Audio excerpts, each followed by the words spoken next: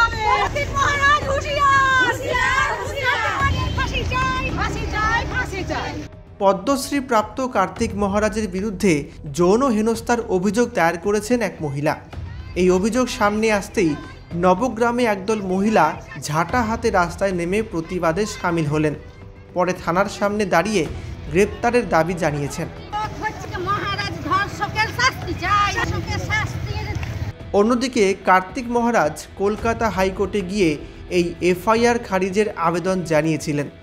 High court আপাতত তার পুলিশি হাজিরায় স্থগিতাদেশ দিয়ে দিয়েছে। এই মামলা 2013 সালের। এতদিন বাদে কেন অভিযোগ? কসবা কাণ্ডের মোড় ঘোরাতেই কি উঠছে প্রশ্ন। অভিযোগকারিনীর দাবি 2013 সালে নবগ্রামের একটি স্কুলে চাকরি দেওয়ার পর আশ্রমে থাকার ব্যবস্থা করে দিয়েছিলেন কার্তিক মহারাজ। এরপর একাধিকবার শারীরিক সম্পর্ক স্থাপনের জন্য চাপ দেওয়া হয় বলে অভিযোগ। ওই সম্পর্কের ফলে তিনি গর্ভবতী হয়ে যান এবং পরে গর্ভপাত করাতে বাধ্য হন বলেও দাবি তার। কার্তিক মহারাজ এই নিয়ে কলকাতা হাইকোর্টে গিয়ে এই এফআইআর খারিজের আবেদন করেছিলেন। আদালত আপাতত তার পুলিশি হাজিরায় স্থগিতাদেশ দিয়ে দিয়েছে। মহারাজ অভিযোগ অস্বীকার করে বলছেন উনি একজন সন্ন্যাসী, তাই তার বিরুদ্ধে ইচ্ছাকৃতভাবে এমন অভিযোগ সামনে আনা হয়েছে। সত্যের জয় নিশ্চিত।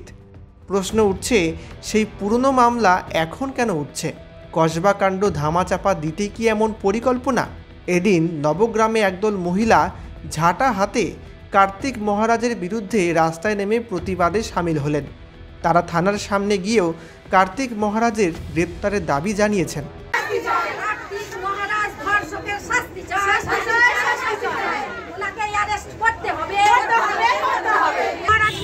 সে যে হিন্দুর প্রতি যে অন্যায় করেছে, হ্যাঁ, তার জন্য আমাদের এই পথে নামা।